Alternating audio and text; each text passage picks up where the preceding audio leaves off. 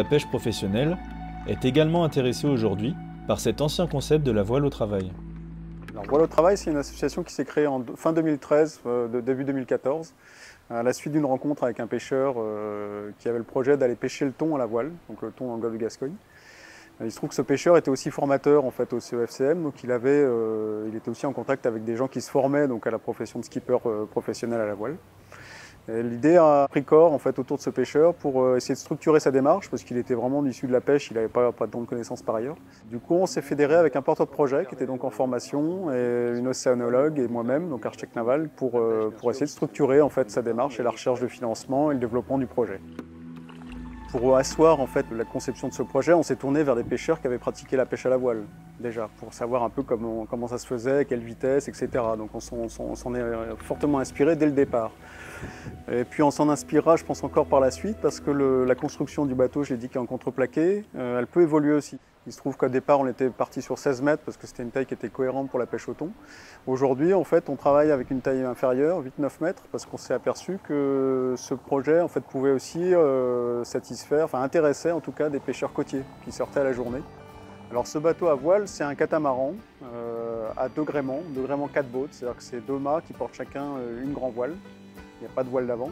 Dans sa géométrie, c'est un catamaran qui ressemble énormément à ce qu'on peut voir en catamaran de plaisance. On l'a adapté, nous, en fait, à la pêche. Justement, le choix d'avoir deux mâts et qu'ils soient déportés sur les coques, ça permet de libérer la plateforme centrale, donc de libérer une zone de travail.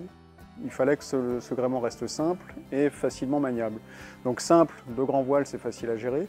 Deux grands voiles de surface modérée à partir du moment où la plateforme ne génère peu de résistance à l'avancement. C'est l'intérêt du catamaran qui, par des coques assez fines en fait, et une distribution de volume bien répartie, en fait, permet à la fois de gérer le passage à la mer et le confort en fait, de travail du pêcheur.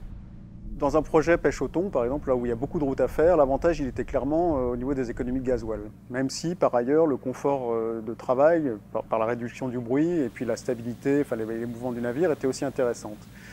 Quand on se tourne vers les pêcheurs côtiers, pour lesquels en fait, la consommation de gasoil représente 6 à 8% du chiffre d'affaires, ce n'est pas l'économie gasoil qui les motive le plus, c'est réellement le confort de travail. C'est le fait d'avoir un bateau silencieux.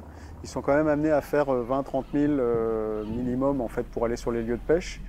Et puis leurs bateaux sont très rouleurs. Donc là, le catamaran qui est beaucoup plus stable, et puis à voile, donc beaucoup plus silencieux, les intéresse essentiellement pour ça. L'apport de la voile va permettre de créer un label pêché à la voile, qui ne changera rien à la qualité du poisson, mais qui va leur permettre, eux, de s'ouvrir à des marchés différents, avec des revenus supérieurs.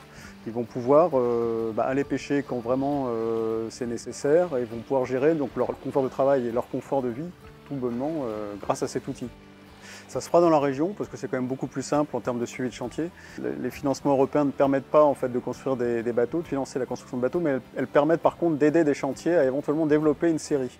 Moi je suis personnellement dans une démarche de recherche aujourd'hui sur le fait de revenir un peu en arrière. On va peut-être se tourner vers des chantiers beaucoup plus traditionnels que les chantiers composites auxquels on peut faire appel en plaisance, parce qu'il y a un savoir construire des bateaux qui savent vieillir aussi sans avoir un impact trop important. Donc là il y a vraiment quelque chose à faire avec le passé. Ouais.